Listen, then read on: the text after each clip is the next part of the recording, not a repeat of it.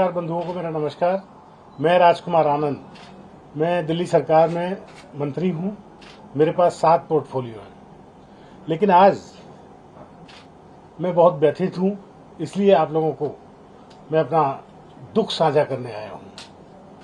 मैं राजनीति में जब आया था, जब अरविंद केजरीवाल जी ने कहा था कि राजनीति बदलेगी तो देश बदलेगा, लेकिन आज बड़े अफसोस के साथ कहना पड़ रहा है कि राजनीति तो नहीं बदली, लेकिन राजनेता बदल गए। आम आदमी पार्टी का जन्म ही भ्रष्टाचार के खिलाफ आंदोलन से हुआ था, लेकिन आज ये पार्टी खुद भ्रष्टाचार के दलदल में फंस चुकी है। मेरे लिए मंत्री पद पर रहकर इस सरकार में काम करना असहज हो गया है। मैं अब इस पार्टी, इस सरकार और अपने मंत्री पद से इस्तीफा दे रहा हूं, क्योंकि मैं इन भ्रष्ट आचरणों में अपना नाम नहीं जुड़वाना चाहता। मैं नहीं समझता कि हमारे पास शासन करने की कोई नैतिक ताकत बच गई है। बाबा साहेब डॉक्टर भीमराव अम्बेडकर ने पे बैक टू सोसाइटी का जीवन मंत्र दिया था। उसी के वजह से मैं एक व्यापारी होते हुए भी एनजीओज में आया, एमएलए बना, जनप्रतिनिधि बना, मंत्री बना के लोगों की सेवा होगी।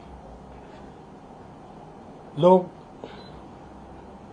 और मैं यहाँ आया ताकि पे बैक टू सोसाइटी को सच्चे अर्थों में साकार कर सकूं।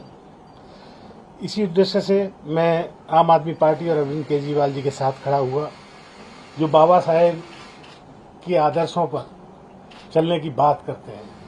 बाबा साहेब का फोटो हर प्रेस कॉन्फ्रेंस, हर सरकारी दफ्तर पर लगाते हैं, लेकिन जब बाबा साहेब के बातों की बात आती है, देखिए रिजर्वेशन तो संवैधानिक मजबूरी है, लेकिन जब बात रिप्रेजेंटेशन की आती है, जब हम ऐसी जगहों पर अपने आदमी भेजने की बात करते हैं, दलित समाज अपने आदमियों को ऐसी जगह भेजने की बात करता है, जैसे हमारे यहाँ 13 राज्यसभा सांसद हैं आम आदमी पार्टी के, उनमें से एक भी दलित या पिछड़ा या महिला कोई भी नहीं है।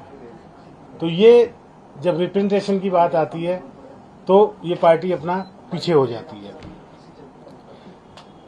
जैसे पिछले दिनों विधानसभा ने बहुत सारे फेलोज की भर्ती की, जिसमें लाखों रुपए सैलरी थी, हजारों नहीं लाखों रुपए सैलरी थी, 2-2 लाख रुपए सैलरी थी, और उसमें दलितों को कोई भी जगह नहीं दी गई, दलितों को बिल्कुल नहीं लिया गया उसमें। तो मैं SC ST का भी मंत्री हूं, समाज कल्याण मंत्री भी हूं। अगर ये मेरे होते हुए ये सब काम ना हो तो मुझे नहीं लगता कि मेरा यहाँ होना जायज है। इस पार्टी में दलित विधायक, पार्षद और मंत्री का कोई सम्मान नहीं है। इनके अग्रणी जो नेता हैं उनमें कोई भी दलित नहीं है, कोई भी संगठन में दलित नहीं है, जो ऊंचे संगठन है, किसी राज्य का प्रभारी दलित नहीं है। ऐसे हालात में सब अपने आप को, सभी दलित प्रतिनिधि अपने आप को ठगा हुआ महसूस करते हैं। हालांकि बात यह नहीं है कि मैं ऊंची जाति और नीची जाति की बात कर रहा हूं। हम सब एक इंक्लूसिव सोसाइटी में रहते हैं।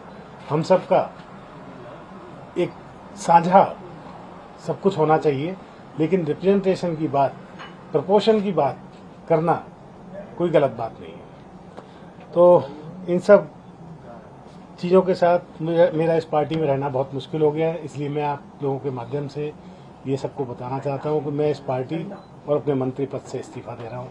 आप सब ने मुझे सुना, बहुत बहुत धन्यवाद। आपने कब इस्तीफा भेज दिया है? हाँ, मैंने इस्तीफा दिया। सर, आपको क्या लगा कि आप इस्तीफा देने की वजह क्या है? अभी तो मैंने बताया, लेकिन अचानक ऐसे समय पे क्यों दिया है जबकि बिल्कुल लोकसभा चुनाव सर पर? देखिए, ऐसे समय और वैसे समय की बात नहीं होती। आदमी घुट रहा होता है, घुटते घुटते एक दिन खड़ा हो जाता है। और दूसरी बात यह है कि कल से पहले ऐसा लग रहा था कि हमें फंसाया जा रहा है, लेकिन कल जब हाईकोर्ट का जो डिसीजन आया है, हाईकोर्ट ने जो कैटेगरिकली बोला है, उससे ऐसा लगा कि कहीं ना कहीं हमारे यहाँ गड़बड़ है। इसलिए आपने इस्तीफा दिया अपनी सभी पदों से? हाँ, इस्तीफे की बजाय मैंने आपको बता दिया। सर, आज सीएम हाउस पे बैठक थी, आप भी गए थे उसमें? नहीं, वो मैं नहीं किया। वही तो मेरा मतलब है कि दलित मंत्री को रख लिया जाता है और जब बात आती है तो कॉर्नर मीटिंगें चालू कर दी जाती हैं। तो रखते क्यों? कोई वहाँ कुछ फैसला हुआ वो कुछ ऐसा? कुछ नहीं पता। सर एक बार छोटा सा दोबारा मुद्दा क्या रिपीट कर दो, एक बार रिपीट करो।